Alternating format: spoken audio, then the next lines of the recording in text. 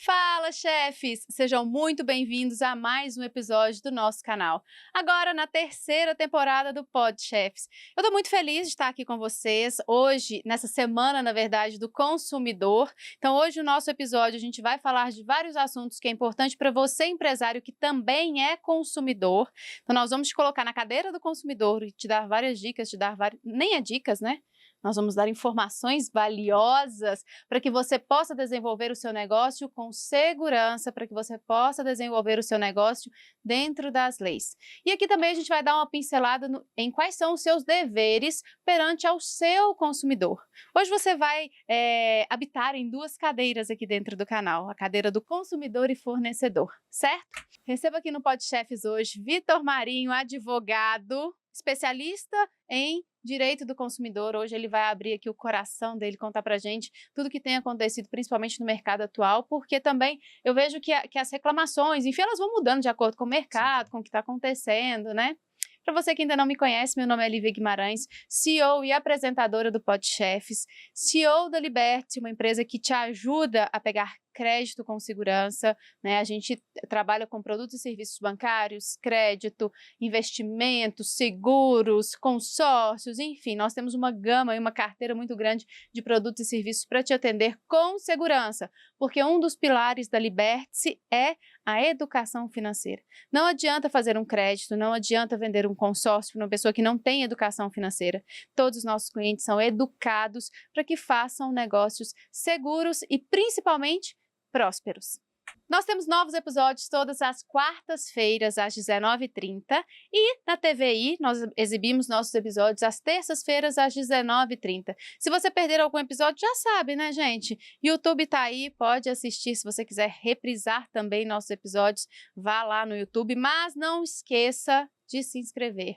Por favor, pague o ingresso, inscreva-se em nosso canal, me ajude aí a chegar para mais e mais empreendedores, levar informações para muitos empreendedores, para que a gente possa tirar ele, acho que nem tirar, mas manter ele na cadeira de empreendedor e colocar também na cadeira de empresário, porque ser empreendedor exige profissionalização, não é só investir seu tempo e seu dinheiro, você precisa também saber fazer a gestão do seu negócio e infelizmente a gestão está ficando para trás na maioria dos negócios brasileiros. Temos grandes ideias, temos muita força de vontade, precisamos fazer o negócio acontecer, mas a maioria dos empreendedores não tem gestão.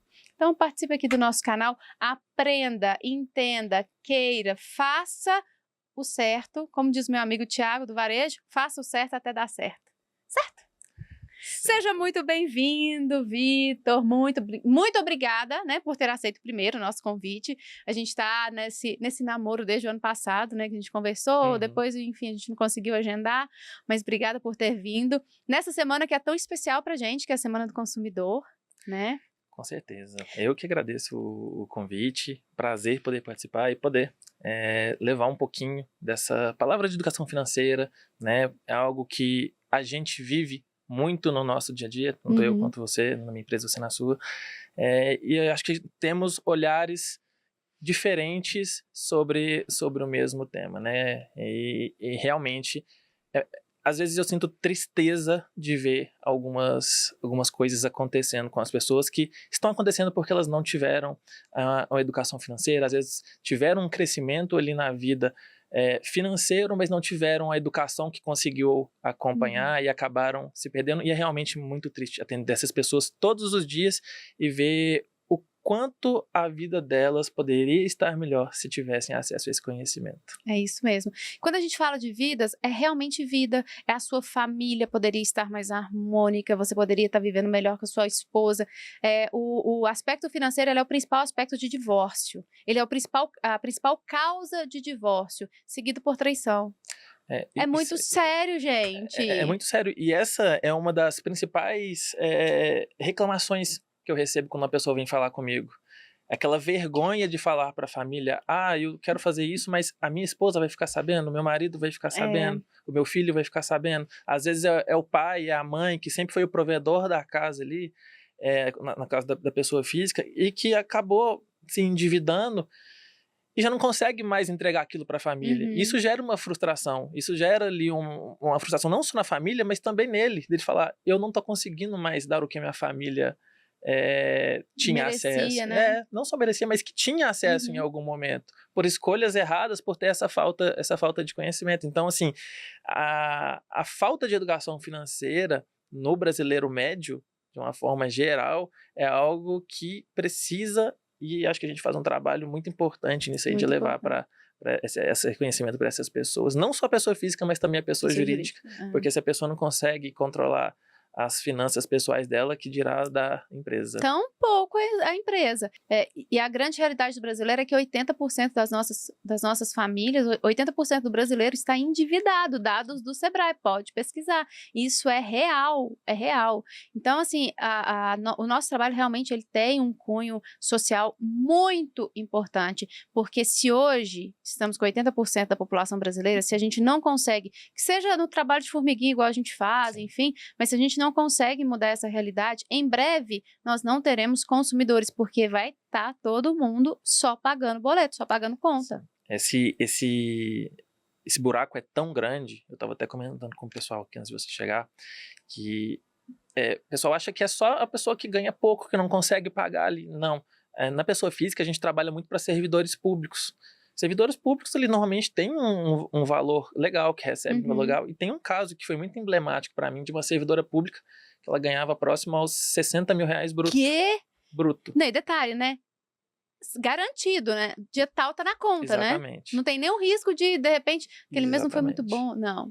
13º e etc, e benefícios, até né? É uma escolha profissional da nossa empresa trabalhar para servidores públicos, porque a gente sabe que, mesmo que ele esteja apertado ali, ele tem aquela garantia de conseguir, né? Porque a gente tem que pagar o leite das crianças também. Então, assim, a nossa escolha, o nosso nicho de mercado, justamente foi pensado justamente dessa forma. E essa pessoa, sobrava para ela ali líquido menos de R$1.000 por mês. Toda endividada. Empréstimos consignados, acabou a margem dos consignados, ela foi para os empréstimos pessoais e foi sendo tomada. E aí, como já não conseguia manter o mesmo padrão, a cada mês o que ela fazia? Um novo empréstimo. Um novo empréstimo para tampar o outro buraco, né? E não mudava a causa do problema, né? Porque não adianta fazer isso e não mudar a causa do problema. O que é a causa, possivelmente, no caso dela? Aumento de padrão de vida, a pessoa começa a ganhar muito, ela começa a absorver as contas de pai, de mãe, de família. Aí tenho que colocar meu filho numa escola, aí tem que, né? Ai, desses tem que... Mas tenho que acompanhar o padrão de vida da média ali, que tá todo mundo já endividado e ela, inclusive, entra. Esse é o problema. Então, eu já consegui identificar isso, um padrão desses clientes, principalmente os que têm um valor maior a receber no mês. Ele muda para um lugar melhor, ele começa a andar com pessoas que ganham mais. Só que, por exemplo, a pessoa ganha ali seus 20, 30 mil, ela começa a andar com a pessoa que ganha 100. E começa a querer fazer as mesmas coisas. Só que ela não vai dar conta. E o que ela precisa para dar conta? Ela se manter, né, pô? Fazer o empréstimo. E é aí que começa a derrocada financeira.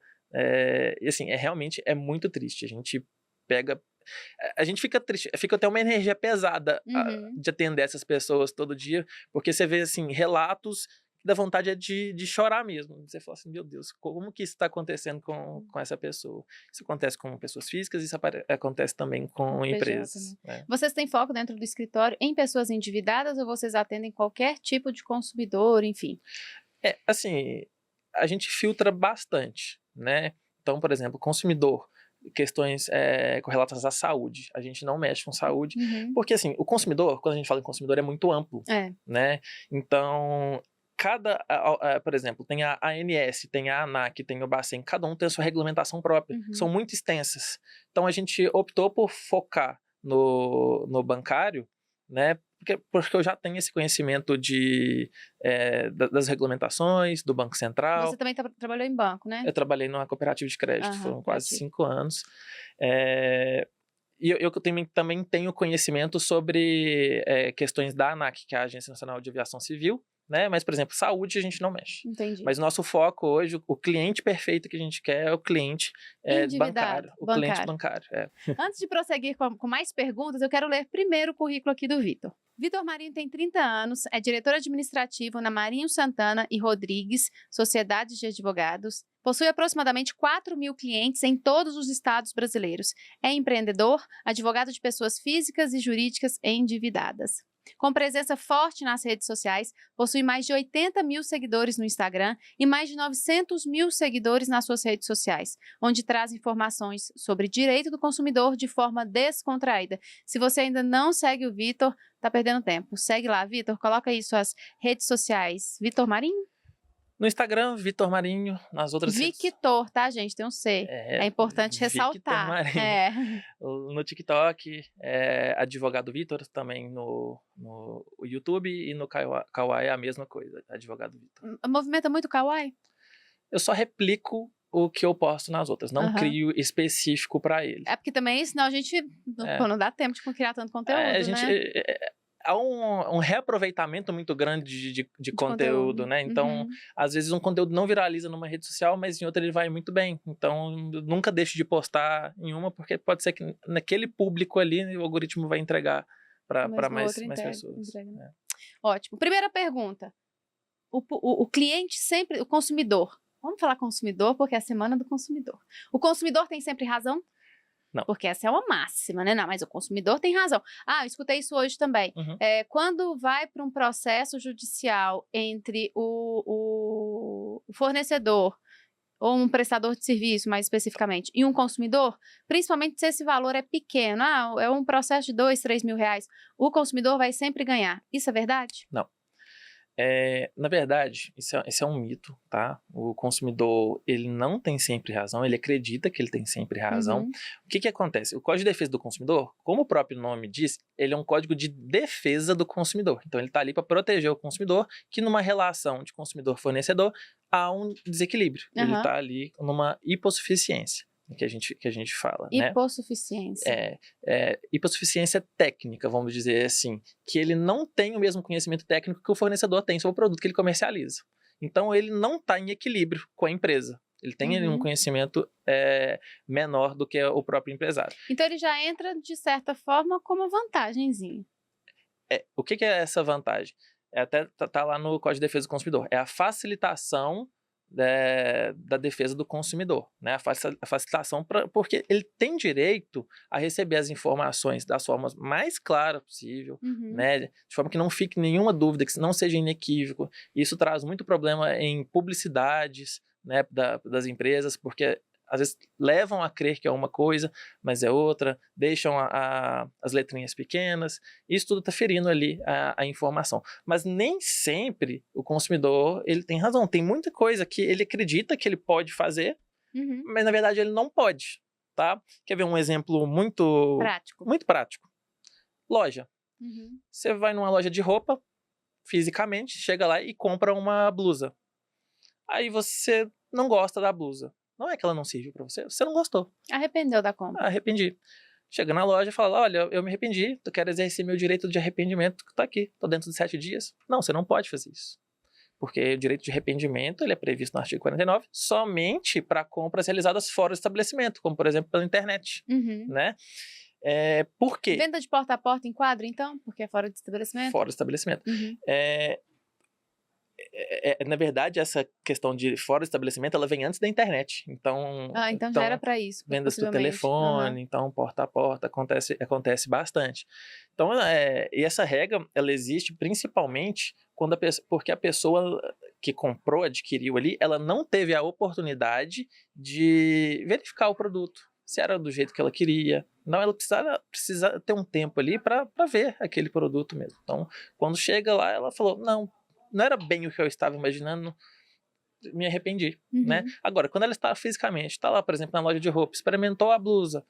Não, é isso mesmo, gostei. Aí chega e arrepende? Não. O que acontece? O comerciante, nesse caso aí, ele não é obrigado a trocar ou devolver o dinheiro da pessoa. Faz isso se quiser. Aí vem um jogo de cintura que... Sim, né, cada um faz uma interpretação, né? Uma coisa que acontece bastante é que apesar de não ser obrigatório, tem lojas que estipulam ali uma política de trocas e devoluções. Uhum. Não é obrigatório fazer essa política de trocas e devoluções. Porém, se ela tiver essa política de troca, estabelecer uma, Ela tem que seguir ela ela, tem que né? seguir, Uhum. porque aí ela já deu ciência para o consumidor, no momento que ele estava comprando, que existia aquela política de troca e devoluções, e ela tem que seguir. Então, Uhum. fez, você vai ter que seguir. Né? Então, Não é obrigado, mas já que fez, faz certo, né? Exatamente, Uhum. exatamente. Então, assim, eu poderia ficar citando aqui muitos exemplos de consumidores que não têm razão. Outro caso muito interessante é aquele caso do papel higiênico, ficou famoso com o Celso Russomano, de abrir o pacote inteiro, pegar um rolo de papel higiênico e levar. Não pode. Por quê? Está lá no Código de Defesa do Consumidor. Produto pode até ocorrer a venda fracionada, desde que na sua individualização sejam mantidas todas as suas características. Data de validade, tamanho, enfim, todas as características ali. Por quê? Porque o outro consumidor que vai comprar, ele tem direito à informação completa. Uhum. E se aquele produto já é violado, quando ele vai adquirir, já não está completo. O peso não está. Então, assim, não pode. Um exemplo que poderia... um fardo de refrigerantes. Uhum. Você poderia tirar um só, porque na individualidade dele, ele tem todas as informações necessárias. Então, assim, tem que analisar muito no caso a caso. Ótimo.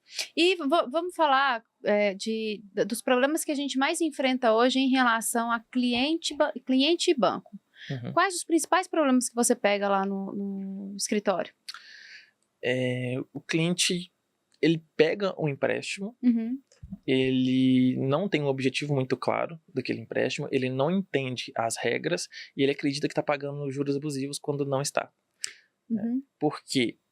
Porque cada modalidade contratual, ela tem uma taxa média de juros. Cada modalidade, um empréstimo consignado, empréstimo pessoal, financiamento, etc. Tá tudo lá publicado no Bacen. Quem tiver interesse em pesquisar, pode digitar séries temporais Bacen no Google, que você vai encontrar todas as modalidades lá. E aí, por cada uma ter uma taxa diferente, tem algumas que são mais altas que as outras. Por exemplo, cartão de crédito. Não é porque essa taxa está muito alta, 400% ao ano, que ela é abusiva. Uhum. Então as pessoas chegam para mim e falam, eu estou pagando juros abusivos. Eu falo, olha, juros altos não são sinônimos de juros abusivos. Para saber se são abusivos, eu preciso fazer uma análise aqui. Qual que é essa análise? Porque não existe uma regra fixa, existem entendimentos. E o entendimento mais utilizado é de um julgamento que teve no STJ, recentemente, que são considerados juros abusivos aquelas taxas que estejam 1,5 vezes acima da taxa média daquela modalidade de contrato na data da contratação. Ou seja, 50% acima. Uma taxa, por exemplo, que estivesse ali em 10% ao ano, seria abusiva o que superasse 15%, né? Então, pensa num contrato de cartão de crédito para ser considerado abusivo. Teria que estar superando ali os 600%, né? As pessoas estão pagando lá os 400% e estão achando que você vai levar essa discussão para o judiciário tentando bater nisso, você não vai conseguir. Perder tempo, né? Você vai perder. Até existe uma estratégia processual de conseguir buscar um acordo com o banco. Porque muitas vezes, na via administrativa, você não consegue abrir uma via de negociação com o banco. Né? Quando vai para o jurídico deles, que existe essa possibilidade maior. Então, assim, existe até uma estratégia que dá. Mas, assim, se você pegar o processo, preto no branco, para chegar numa sentença ali, você vai perder. Então, é importante para a gente ressaltar isso que o consumidor, o cliente, ele precisa entender os juros na hora da negociação, porque é nesse momento que você consegue diminuir a sua taxa. Depois que você pegou esse dinheiro, na hora que o dinheiro te serviu, ofereceu aquele risco para o banco, porque quanto maior o risco, maior também você vai pagar de juros, né? Não negociou a contrapartida com o banco para reduzir o risco dele, para diminuir também a sua taxa, não tem o que reclamar. Tem muita... Tem um dito popular, enfim, uma mentalidade das pessoas que fala que a taxa de juros tem uma taxa de juros máxima que se pode cobrar no mercado. O máximo que eu posso cobrar é X%. Existe isso mesmo? Até para o comércio também, quando ele tem, por exemplo, boleto venceu, tem um máximo que ele pode cobrar de juros por mês? Tem. acho que juros 1% ao mês e multa de 2%, salvo engano. Para comércio. Para comércio. Agora banco não enquadra. Banco não. O banco tem uma legislação específica. Comerciante, presta atenção então. O valor, se o cliente do empreendedor, enfim, entrar com um processo alegando juros abusivos por um boleto que tiver acima de 2% de multa e 1% de juros ao mês, ele ganha. Ele ganha. Assim, não sei nem se é viável entrar com um processo sobre isso, porque às vezes você vai encher ali o judiciário com um valor que não é tão grande. Às vezes ele resolveu com o bom senso da imprensa, né? Da empresa, resolve mais fácil. Então, esse tipo de processo eu nem recomendo você levar isso para o judiciário, porque deixa coisa mais importante para ser discutido lá, né? Agora, se não tiver outro jeito mesmo, tenta levar para o PROCON, resolver essa questão lá, né? Se não tiver jeito, aí realmente levar para o judiciário, mas eu tento sempre recomendar evitar, porque é desgastante, vai ficar ali alguns anos da sua vida discutindo aquilo, você não sabe qual que vai ser o resultado. A energia que se perde é muito maior do que o dinheiro que se ganha, né? Exatamente, talvez você dedicasse aquela energia ali fazendo alguma outra coisa para levantar o dinheiro, talvez seria melhor, né? Claro que você tem que analisar isso caso a caso para saber quais que são os valores envolvidos também. Entendi. E em caso de seguro prestamista quando condicionado numa liberação de crédito? Venda casada. Venda casada? Venda casada. Embora ela signifique redução de risco? Assim, o que acontece? Eu falei que é venda casada, porém, tem algumas modalidades que exigem, tá? Então, por exemplo, tem alguns financiamentos, quando tem subsídio do governo principalmente, que você é obrigado a contratar um seguro. E as pessoas têm muito essa dúvida. Então, tem sempre que analisar qual que é a modalidade contratual para saber. Mas, em regra, financiamento de veículo, empréstimo, seguro prestamista está ali, foi incluído, porque o que acontece na prática? A pessoa chega a pegar o empréstimo, né? Ela está ali sentada com o gerente. E aí tem a meta para bater. Exato. Né? Ele vai falar para a pessoa, tem aqui e tal. Eu te ajudo, você me ajuda. Exatamente. A pessoa fala que não quer ali o prestamista, por isso que eu falo que é uma relação que não é equilibrada. A pessoa precisa do dinheiro, né? O gerente precisa bater a meta dele. Você vai lá, o cara que tá com a caneta na mão é quem pode ou não resolver seu problema financeiro ali, né? Você não vai querer? Não, peraí, vou analisar. Então vou deixar aqui e vai pro fundo da gaveta. E fica lá. Não tem, às vezes nem analisado não né? Nem reprovado. Então, assim, essa relação de desequilíbrio que a gente consegue reequilibrar ela depois, né? Com essa contratação, com essa alegação de venda casada. Como eu disse, caso a caso, né? Porque tem pessoas que contratam sabendo que tem, né? Já pensando, depois eu processo lá. Então, assim, apesar de considerar que é venda casada, eu gosto de analisar o caso a caso justamente por isso. O seguro prestamista é um produto que ele é ótimo. Ele é ótimo, ele resguarda a família, ele resguarda a pessoa que tá tomando crédito. O problema é que as pessoas não explicam, aí vai colocando tudo goela abaixo, e não é assim que funciona. Eu tenho um exemplo muito bom aqui de seguro prestamista. Um cidadão, ele fez, esse é até um caso lá do escritório, ele fez no financiamento de veículo e tinha o seguro prestamista. O seguro prestamista, quando a pessoa falece, né, ele vai lá e quita. Então, vamos só dar um parênteses, que é importante a gente ressaltar isso. O que é um seguro prestamista que eu e o Vitor a gente está comentando? É um seguro da sua operação de crédito. No caso do seu falecimento, a sua família não precisa quitar a operação. A operação, o restante que falta da operação, ela é quitada automaticamente pelo seguro que você contratou. Em algumas instituições, como é o caso do Sicoob, esse seguro prestamista, ele quita o que ficou da operação. Então, você pegou 100 mil, está devendo 80, o seguro vai pagar os 80 mil que você ainda está devendo e vai devolver todo aquele dinheiro que você já pagou para o seu beneficiário legal. Então, eu falo que ele é um produto bom porque ele realmente resguarda a família, principalmente quando a gente tem um único provedor. Imagina só, seu marido faz um empréstimo e ele falece e você é do lar, você não trabalha, você não tem renda, ou a sua renda, ela não comporta o pagamento de todas essas operações. Se ele falece, ou seu patrimônio tem que ser envolvido para ser vendido, enfim, para quitar essa operação, ou você tem que arcar com os pagamentos dessas parcelas. E no momento de dor, e de desestrutura financeira no momento de perda, isso tudo fica muito mais difícil, né? Com certeza. Voltando aqui, nesse caso, a pessoa faleceu, né? E houve a quitação do seguro prestamista. O que o banco fez? O banco viu lá que estava ficando inadimplente, já tinha certidão de óbito, tudo, fez uma ação de busca e apreensão do veículo, alegando que foi lá e pegou o carro. Mesmo com seguro? Mesmo com seguro.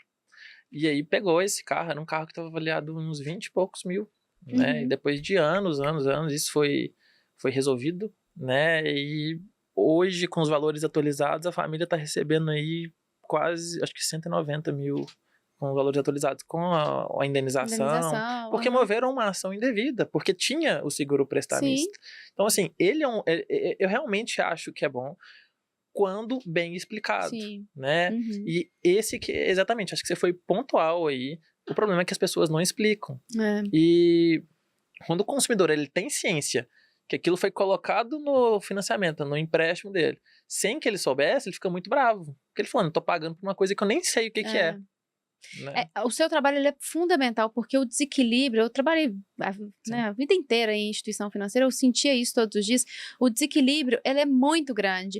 O gerente mal intencionado, ele pode fazer o que ele pode não, né? Mas o pode no sentido de que ele tem possibilidade de fazer o que ele quiser com a vida daquele cliente. Sim. O poder está todo na mão dele. O cliente, ele não sabe de nada, ele não consegue se defender simplesmente porque ele não conhece.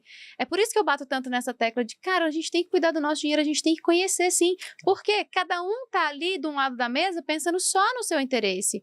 O gerente, né, muitas das vezes, e é óbvio, não estou falando de todos os gerentes, tem gerentes que trabalham com muita ética, muita responsabilidade, que realmente são mediadores aí, fazem um trabalho com maestria, mas muitas das vezes o gerente está ali preocupado com o bolso dele, o salário dele. E outra que a gente também tem que ressaltar, que eles são treinados para isso, pelas instituições financeiras. Eles nunca estiveram do outro lado da cadeira, muitas das vezes. Então, a realidade, o olhar que eles conhecem de mundo é diferente. Né? É o que plantou na cabeça dele, é o que ele foi doutrinado, educado, enfim, para fazer. Eu passo até um pouquinho de pano pro gerente ali, porque a gente sabe que ele sofre muita pressão.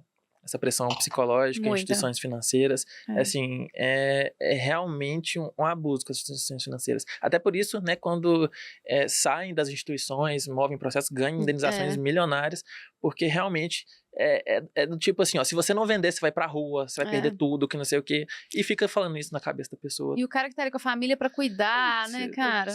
Ele tem filho, ele tem a esposa pra sustentar, então ele tá defendendo o dele também, né? E às vezes por isso tudo acumulado, essa pressão, ele precisando vender, tendo o trabalho ameaçado, ele acaba vendendo aquilo para a pessoa sem explicar tão bem. Então, eu consigo ter esse discernimento de saber, entender os motivos também, mas isso não pode acontecer, né? Não passar essas informações corretas. De toda forma, acho que o prestamista é um bom produto, sim, quando bem explicado.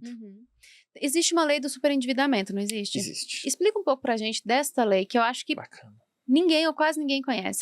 Ela é recente, né? É uma lei de 2021. Hoje é o que a gente mais trabalha. Justamente a gente propõe uma chamada de ação de repactuação de dívidas baseada na lei de superendividamento.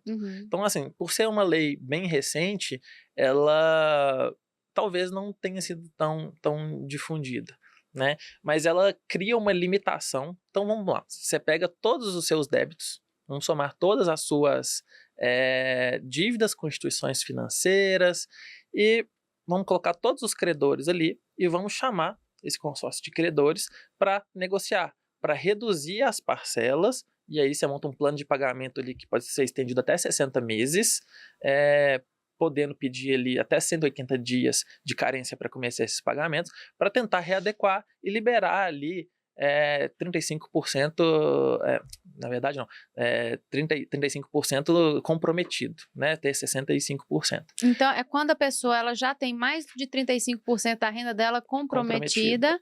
Aí ela pode entrar nesse critério da lei de endividamento, ela pode tentar. Certeza que ela vai conseguir? Não.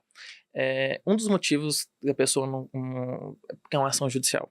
É ação judicial, se tiver algum advogado que te promete alguma coisa, ele está te enganando porque não é ele que decide. É um juiz, é um terceiro. Você tenta convencer ele. E o segundo motivo os juízes não conhecem bem a lei do do superendividamento. Por ser um procedimento especial, por ser uma lei nova, muitos ainda não se atualizaram com ela. Então a gente vê muita decisão que é esdrúxula. Eu me vejo assim, tendo que explicar para o juiz o que tem que acontecer naquele procedimento, né? Que é um procedimento diferente de uma ação judicial, apesar de ser uma ação judicial, né? Tecnicamente falando. Então, muitas vezes ele não consegue compreender o que está sendo discutido. E ali. as instituições financeiras?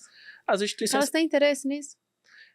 Assim, tem porque muitas vezes estão inadimplentes, né? E sabem que... O que retorna é resultado, se isso né? não for feito de forma consensual, vai para a mão do juiz e ele vai elaborar ali um plano compulsório, um plano de pagamento compulsório, que ele determinar. Pode ser pior para o banco, inclusive. Entendi. Entendeu? Nessa lei de superendividamento, a instituição financeira, ela tem corresponsabilidade na liberação do crédito quando o cliente já está muito tomado?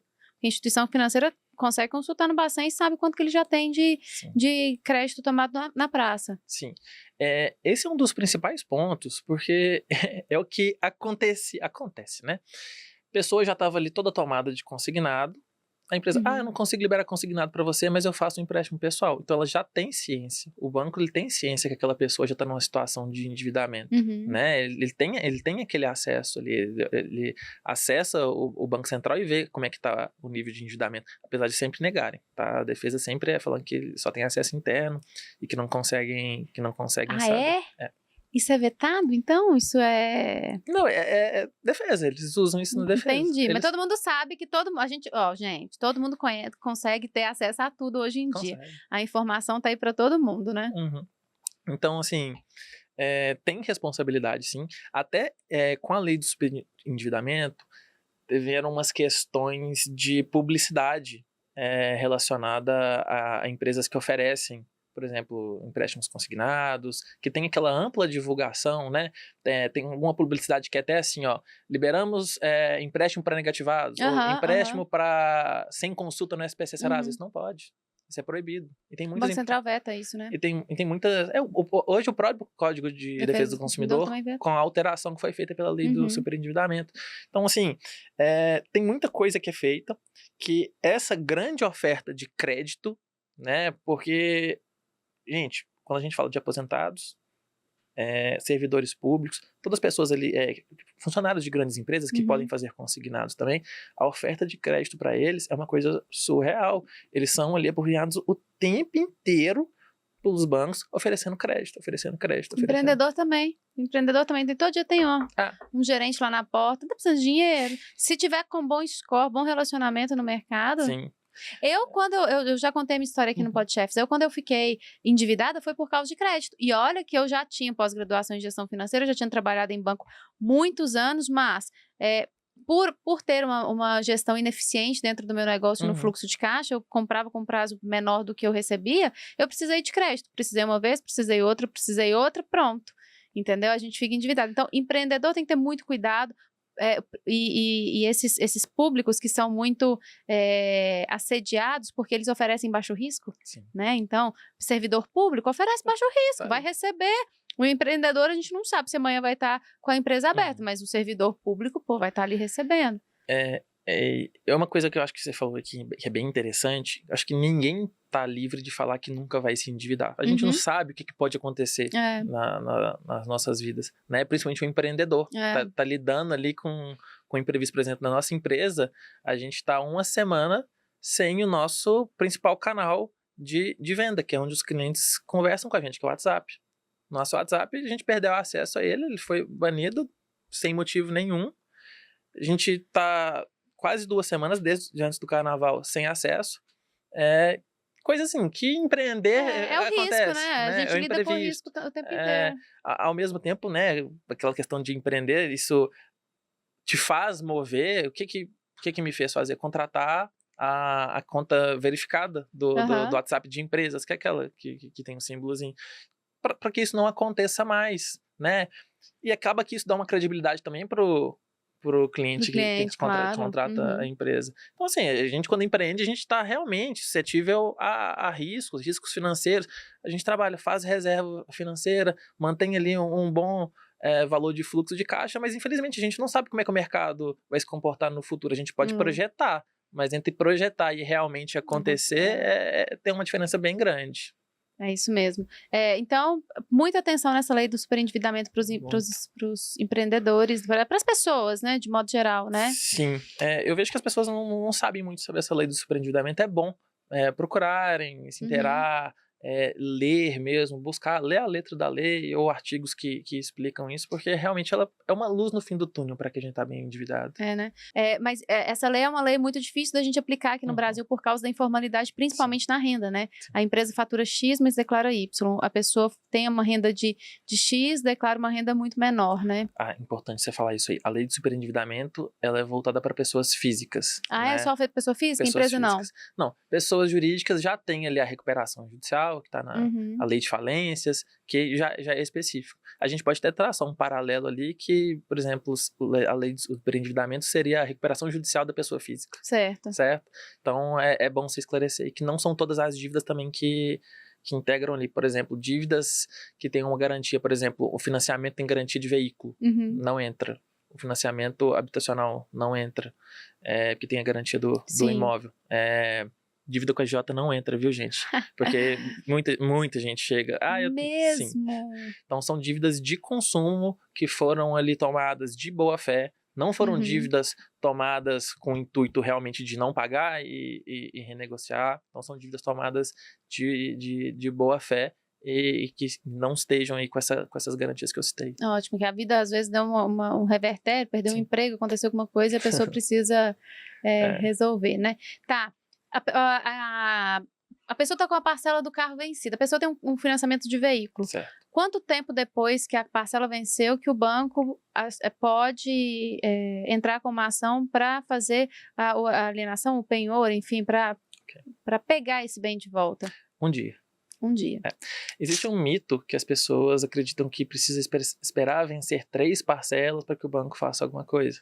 Normalmente, os bancos esperam porque mover o processo é custo para eles. Então, é uma decisão empresarial, uma decisão estritamente financeira do banco. É a escolha que ele faz, né? Aguardar um pouco mais, porque às vezes a pessoa esqueceu de pagar e tal, vai tentar ali colocar em dia. Quando o banco ele move esse processo, uma coisa que as pessoas não sabem, para você mover um processo, em regra, você tem que recolher custas, que é para o tribunal, não é para o advogado, gente.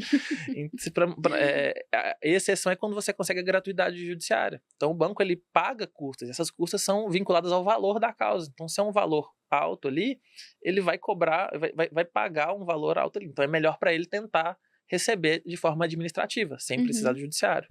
Quando ele já passou os 3 ali, ele vê que não vai receber, ele entra com essa ação de busca e apreensão, mas é mito, a partir do primeiro dia de inadimplência, o banco já pode ingressar. Tomar E mais, nesses contratos bancários, como financiamento, quando você deixa de pagar uma parcela, ocorre o vencimento antecipado das outras. Então ele pode te cobrar o valor inteiro, não é só da parcela que você está em atraso.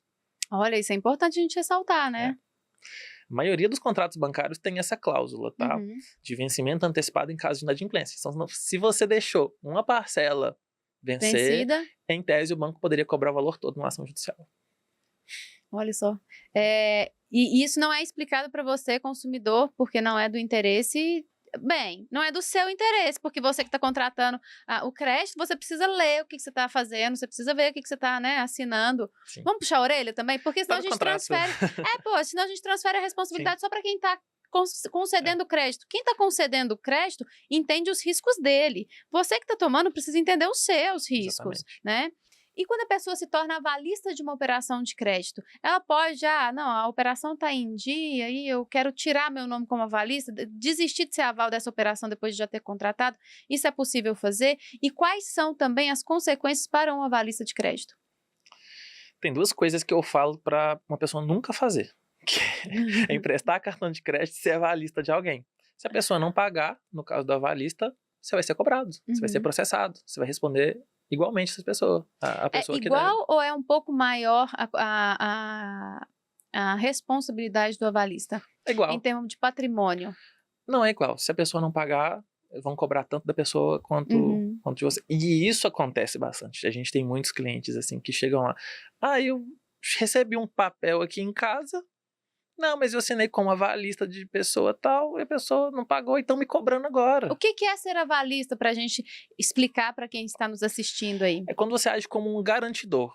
Você está colocando ali o seu patrimônio para garantir a dívida que outra pessoa está fazendo. Se ela não pagar, o seu patrimônio está ali. Ou você paga com dinheiro, ou o banco pode ir lá e fazer um penhor do seu carro, da sua casa, né? Ou uma alienação, enfim. Ele pode tomar um patrimônio que você tem para saldar essa dívida. Como, em regra, a execução ela sempre deve causar um mínimo de prejuízo para a pessoa, né? Primeiro busca dinheiro. Não encontra dinheiro, vai para veículo, imóveis, outros bens. Mas em primeiro lugar a gente sempre busca, sempre é buscado dinheiro numa execução para trazer ali o menor prejuízo possível para a pessoa. Mas vai responder. E é triste, viu, a questão do avalista, porque muita gente assina como avalista sem saber o que é. Então, pessoal, avalista, se a pessoa te pedir para você ser avalista, você tem que entender que eu estou assumindo a dívida dela no lugar dela. Então, se tiver tudo bem, ótimo. Mas se ela não pagar, você tem que pagar. E aí eu te pergunto, você tem condição de pagar essa dívida? Você quer assumir essa responsabilidade? Né? E no meio do contrato já liberou o crédito. Eu não quero mais ser avalista. Eu vou lá no banco e começo a dar barraca, começo a reclamar, eu não quero mais ser avalista. E aí? Fala aí. Vou te procurar, Vitor, eu não quero mais ser avalista dessa operação, o que eu faço? Então, você vai ter que fazer um novo negócio com o banco não está obrigado a aceitar isso. Terá que ser oferecida uma outra garantia capaz de suprir ali a sua ausência no contrato. Então, vai fazer a retirada de um avalista, vai a inclusão de outro. Ou colocar uma outra garantia, um bem móvel, um veículo ou um imóvel para garantir aquela dívida ali. O banco, se ele colocou como condição ter um avalista, por que no meio do contrato ele vai retirar? Né? Então, você teria que dar uma outra garantia. É negociação, né? Sem isso, o banco não vai querer fazer para você, não. Venceu o cartão de crédito da pessoa. O banco pode debitar a parcela na fatura da conta corrente se a pessoa tiver saldo e não tiver quitado a fatura? Depende do contrato. Existem contratos de cartão de crédito que existe essa previsão, que a pessoa autoriza o débito na conta. Então, tem sempre que ler o contrato se existe. Normalmente tem. O contrato. Normalmente tem, né? E eu tenho um bom score, mas o banco não quis me liberar o crédito. Ele é obrigado? Não. O banco, em algum momento, é obrigado a liberar crédito para o seu cliente? Não. Não é obrigado a liberar crédito, não é obrigado a manter conta.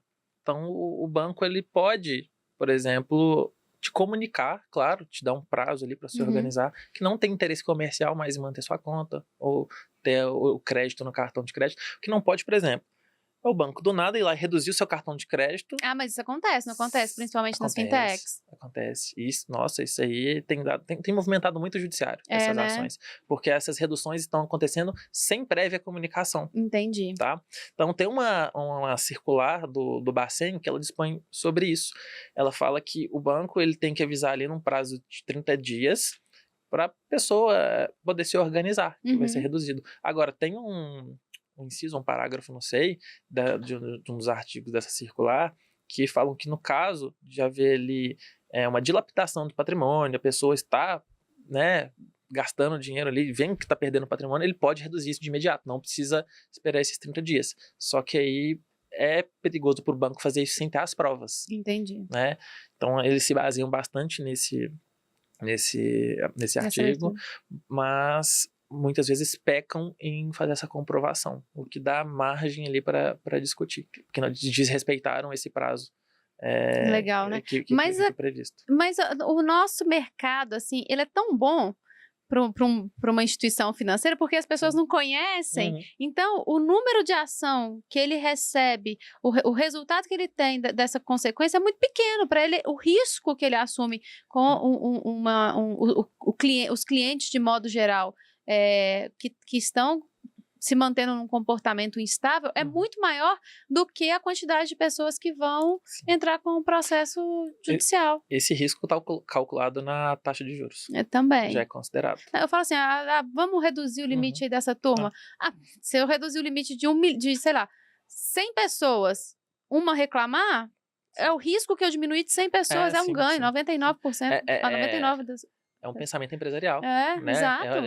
Todo empreendedor toma risco. Uhum. O banco é a mesma coisa, né? Ele faz isso porque ele sabe que ele tá na ponta do lápis já, essa conta. Ele sabe que se vier, ele nem sabe se vai vir, ele vai apresentar defesa, tem a chance de ser uma ação improcedente ainda. Então, para ele, vale a pena. Ótimo.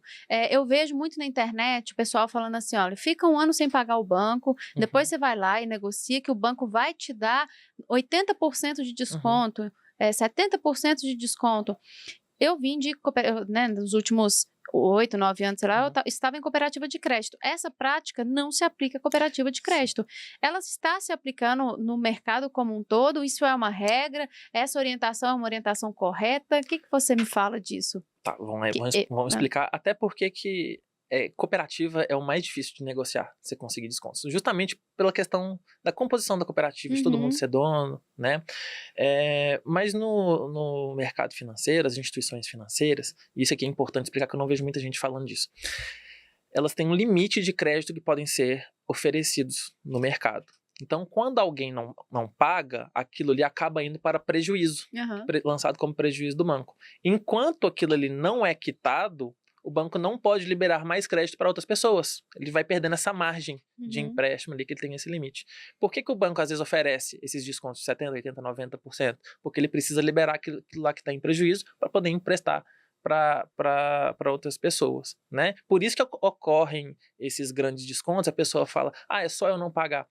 Veja bem, você vai ficar sem pagar, mas você vai sofrer um processo. Se você tiver qualquer outro bem, dinheiro em conta, veículo, imóveis, eles vão atrás do seu patrimônio. Se você for beneficiário de seguro de vida, enfim, qualquer tipo de ativo financeiro, eles vão buscar isso. Então, sim, você vai sofrer um processo judicial. Você vai sofrer as consequências dessa escolha, né? E eu não sei por que as pessoas acreditam que o processo judicial dura 5 anos, e que se o banco não encontrar nada em 5 anos, acabou. Não. Isso aí só vale para uma negativação do Serasa. 5 anos é só Serasa, né? Serasa. A dívida continua existindo, né? A dívida continua existindo. E o processo, se iniciado antes dos 5 anos, se não prescreve o direito do banco exigir,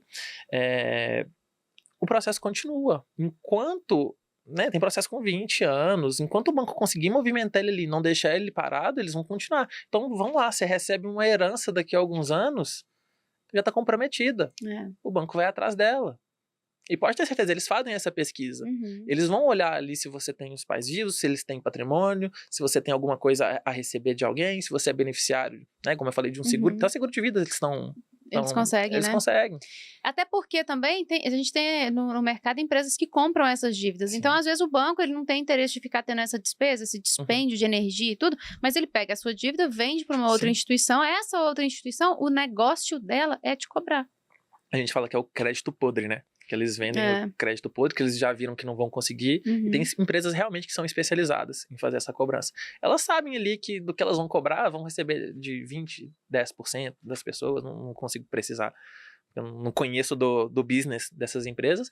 Mas para elas é lucrativo, né? Se elas estão no mercado, é lucrativo. Elas compram esse crédito a preço de banana dos bancos, só para eles saírem daquilo ali, fazem. E muitas vezes... Os bancos, quando vão passar o crédito para essas empresas, fazem a cessão de crédito e fazem a cessão de crédito da forma errada. Porque não comunicam para a pessoa que a dívida foi transmitida para outra empresa. E tem que comunicar. Porque imagina, chega alguém lá e fala assim, sou da empresa X, tem uma dívida sua aqui com a gente. Não, eu nunca contratei vocês. Mas porque o banco cedeu o crédito, vendeu, mas não comunicou. Vamos brincar de verdadeiro ou falso? Vamos. Teremos brincadeiras aqui no PodChefs em todos os nossos episódios. Como a nova temporada exige um novo formato, né? E como nós prometemos também, o formato seria um pouco mais descontraído, mais divertido, para trazer mais informação para você, para que seja mais gostoso também de ouvir, né? Enfim, a gente vai começar com essas brincadeiras. E a nossa vai ser verdadeiro ou falso. Eu vou fazer as perguntas aqui, você vai me falar se essa Eu vou fazer as perguntas, não, vou fazer as afirmações e você vai me falar se essas afirmações são verdadeiras ou falsas. Vamos lá. O estabelecimento pode cobrar valor diferente para pagamento em dinheiro ou cartão? Verdadeiro ou falso? Verdadeiro. Check. Desde 2017, isso é permitido, tá? Mas não é qualquer valor. Por que existe isso? Porque o empreendedor, o comerciante, ele tem a taxa da maquininha quando ele aceita cartão, né? Então ele pode repor, ele pode repassar o valor dessa taxa pro consumidor. Ele não pode colocar um valor exorbitante ali de diferença que é injustificável. Então, essa diferença, esses valores diferentes são justificáveis quando é para repor uma taxa eventual ali que ele Tem um pague. máximo? Não, mas assim, Tem utiliza muito, jurisprudência, né? utiliza muito bom senso. senso, né? Uhum. Quanto que a taxa de uma maquininha cobra ali para receber no cartão, em média? 2%. Então Mas antecipação, eu posso incluir antecipação, pode, né, se, pô? se você tá tendo custo. Então, beleza. É autorizada a cobrança de cover artístico. Verdadeiro. Verdadeiro? É autorizada. Porém, ela tem que ser comunicada previamente ao consumidor. Você Uhum. chegou no estabelecimento, no bar, no restaurante, tem que estar fixado, oriento sempre que os garçons têm que informar, olha, a gente tem cobrança de cover artístico aqui. Se a pessoa não quiser ficar, ela pode ir embora. Se ela recebeu a informação e continuou no local, ela aderiu e aí ela tem que pagar. Ela não pode pedir para tirar a questão do cover artístico ao final, se ela foi previamente avisada. Tá. Então, ó, gente, dá barraco aí no caixa do barzinho, porque tá te cobrando cover artístico e você não gostou do show, ou não quis, ou acha caro, enfim, não adianta. É obrigado a pagar. E uma Né coisa, não? uma coisa que é interessante, só para complementar, o show tem que ser ao vivo. Não Tá. pode ficar passando na TV e cobrar, não. É porque tem bar que cobra. É sério? Uai? Então tá, né? Depois me conta onde. O empresário pode recusar pagamento em dinheiro vivo? A única forma de pagamento que você não pode recusar é o dinheiro vivo. Né? Tem alguns estabelecimentos... Cheguei para comprar um carro de 200 mil reais com cash. Vai ter que contar o dinheiro. Pois é. Vai ter que contar o dinheiro. E se tiver nota falsa? Risco de quem recebe. Se você não souber, conheça. Não pode ser recusada. Por exemplo, eu mesmo não ando mais com dinheiro na carteira. Né? Acho que até é um erro de uma possível emergência você precisar ali. Mas muitos estabelecimentos estão aderindo. É claro que a lei ela não consegue, muitas vezes, acompanhar o movimento social, né, de não estar utilizando. Então, já está ficando defasado. Creio que pode ser que venha uma mudança de não ser obrigatório. Mas até hoje ainda é obrigatório. E isso tem uma questão muito social. Né? Nem todo mundo tem acesso a cartão de crédito. Então, você pega ali pessoas em situação de rua que só tem o dinheiro. Imagina ela tentando comprar um bem e ela não consegue. Né? O cinema pode proibir... Não, eu tô falando em tom de pergunta, não é pergunta, ele é afirmação. O cinema pode proibir de entrar com alimentos comprados fora. Melhorou? Melhorou? Melhorou. Ó. Tá bom. Ele pode proibir. Essa é uma questão que é até controversa, mas tem um julgamento que foi muito interessante do STJ, que ele fala que o cinema é obrigado a permitir que você ingresse com alimentos semelhantes ao que eles comercializam. Então, se eu quiser levar uma pipoca de micro-ondas, um pacote de pipoca de micro-ondas, pode. Se eles comercializarem a pipoca, sim. Claro. E isso aí tem uma questão que está lá no Código de Defesa do Consumidor, que é o direito à vida, à saúde, higiene, à vida, saúde e segurança, né? Que são macros, assim, que você vai trazendo para saúde, higiene. Por quê? Imagina, você tá lá, numa sala de cinema, alguém abre uma marmita com uma feijoada lá, que vai feder a sala inteira, né? E derrama aquilo. Tem a próxima sessão. Então, fica prejudicado. Os outros consumidores ficam prejudicados, porque eles vão consumir ali aquele serviço do cinema de uma forma que não vai ser uma experiência legal. Então, se o cinema vende pipoca, ele consegue realizar a higienização para na próxima sessão, tá todo mundo assistindo ok. Se ele comercializa refrigerante em lata, ok, que ele consegue garantir essa higienização. Pra show não resolve, né? Não. Show é um pouquinho diferente, né? Porque o business é outro. Né? Então tem gente que defende, como eu falei, é controverso, mas tem gente que defende que faria parte do ganho financeiro, né? Entendi. A venda de bebidas ali. Mudou alguma coisa na questão da água, que a gente teve aí uns problemas no final do ano? Confesso que de legislação eu não vi nada se mudou, mas tem muito estabelecimento que, aqui em Minas principalmente, te cobra o copo. Faz um evento open bar, por exemplo, festa, só que você tem que comprar o copo lá, e você não pode entrar com o copo de fora. E aí? É venda casada. Venda casada. É obrigatório pagar a gorjeta e o flanelinha na porta dos restaurantes. Eu sou obrigada a pagar isso. Não. É falso, né? Isso aí cobrança, é opcional. Você paga se você quiser. Quem tem que pagar o serviço, né, do garçom, do flanelinha ali que oferece, é o empresário, né? Isso não pode ser transferido para o consumidor. Se você sentir que foi bem atendido e quiser dar uma gorjeta, é uma questão sua. Essa aí você pode pedir para... Os 10% garçom, a gente pode pedir para tirar. O pessoal agora não tá cobrando mais 10% não, aumentou já. Tem lugar cobrando até 15%. Quê? 12%. Aqui em BH mesmo, quase nenhum lugar tá sendo 10%, então tá acima de 10%. Mesmo? Já me mandaram um relato até de 15%. Gente, não faça isso. Uma questão que eu gosto de falar... Mas repassa pro funcionário. Porque quando repassa pro funcionário, eu acho uma cobrança, 15% eu acho uma cobrança muito abusiva. Porque a gente não tem que ficar pagando o funcionário, né? Isso já tem que estar embutido ali no meu custo do serviço. Mas o funcionário recebe, pô. É isso que eu ia falar agora. Eu sempre, quando eu gosto do atendimento, que eu vou dar uma gorjeta, e não tem problema nenhum, eu gosto de dar quando eu sou bem atendido, eu costumo perguntar, isso aqui vai ser repassado para você? Porque tem empresa que não repassa, e pega aquilo como lucro, ou repassa só uma parte. É complicado, sabe? Eu gosto de perguntar muito pro garçom, eles passam isso aqui para você? Você prefere que eu te dou aqui a parte e tal? Tem uma questão também, que tem empreendimento que pega aquele valor do serviço e divide entre o garçom e a cozinha. Certo. Pra dividir entre a equipe. Então, muitas vezes não vai o valor total para ele, porque ele vai pra cozinha. Agora, tem garçom ali que ganha exclusivamente o gorjeta na noite. Exclusivamente. Então, ele depende daquilo ali. Por isso que eu gosto, às vezes, quando eu sou bem entendido, de questionar. Porque ali, se você foi bem entendido, você já criou uma aproximação com a pessoa, né? Você conversou ali. De questionar, para saber se realmente ele vai receber aquilo, você tá pagando achando que tá agradando o cara, mas vai pra empresa. E quando vai pro caixa da empresa, tem alguma coisa que é feito, enfim, isso é legal ou não? O cliente pagou porque quis, a gente faz o que quiser com esse dinheiro. Se foi pro caixa da empresa, teria que constar no valor total para tirar nota. Só isso. Se não receber, se receberam sem ter emitido a nota daquele valor. Só isso. Né? Entendi. Então procure saber antes de pagar os 10% ou 15%. Não é obrigatório, você não tem que pagar isso, mas se você quiser pagar de bom grado, porque realmente você teve um excelente atendimento, uma experiência incrível, pague, mas verifique se o seu garçom realmente vai receber, tá? Eu defendo muito a empresa aqui, né? Então, assim, isso fica até controverso fazer essa afirmação.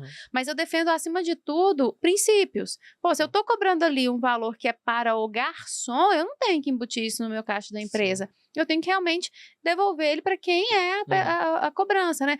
Lívia, mas a turma passa no cartão e a gente tem antecipação, tem, sei lá, tem o valor da taxa de maquininha, a gente ainda tem que tirar nota desse valor. Ok, eu entendo que isso gera um custo para dentro do negócio, mas tirando esses custos, o dinheiro não é do negócio, né? Não é do negócio.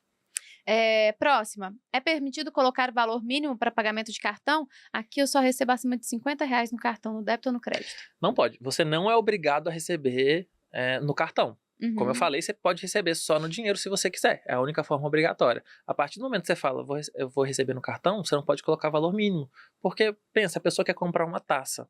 A taça custa, sei lá, R$40, mas a venda mínima no cartão é 50. Você se vê obrigado a comprar uma outra coisa que você não queria para poder passar no cartão. E aí é considerado venda casada. Entendi. O restaurante pode cobrar a taxa de desperdício se ele tiver comunicado isso no seu estabelecimento? Não, porque essa taxa ela é considerada falsa, ela é considerada abusiva. Né? É claro que tem que ter um bom senso, principalmente em questão de rodízio, que a pessoa coloca o prato ali, deixa o prato lotado de comida e vai embora. Né? Além do prejuízo que a empresa tem, porque outro consumidor poderia estar consumindo aquilo, né? Mas também, quando penso em desperdício de comida, isso realmente me incomoda. Mas realmente não pode ser cobrada essa taxa de desperdício, porque é considerado uma tarifa abusiva. Você não precisa ter cobrança, nem ter punição para ter consciência, viu, coração? Você pode ter consciência sem ter que ter a punição para o lado do empreendedor. Então, não é porque não tem a cobrança que vai poder ter o desperdício. Em questão de rodízio também, tem pessoas, consumidores, que fazem isso, que colocam mais do que aguenta no prato, pra quê? Uhum. Pedir pra embalar e levar pra casa. Mesmo? Não pode, É né? claro que Tá não. quebrando a boa-fé. Acho que isso é bem claro, mas tem gente que tem dúvida e acha que pode levar. Ah, eu paguei por isso? Não, você pagou pra consumir ali naquele tempo que você tá. Enquanto você Né? conseguir, né? Imagina, a pessoa leva um caixote enche de comida. Tá doido. É permitido cobrar multa por perda de comanda em restaurante. Verdadeiro ou falso? Falso, não pode. A comanda, ela serve apenas para o consumidor possa acompanhar o consumo, Uhum. tá? Então, você pede, o estabelecimento ele tem que ter um controle interno ali do que foi, o que foi consumido. Né? E se ele não tem? Eu fui num restaurante esses dias, que é um restaurante de beira de estrada. Uhum. Acabou a energia. E todas os pesos de prato era na tara, enfim, era eletrônico. Uhum. Acabou a energia do restaurante, não tinha o que fazer, a fila estava quilométrica.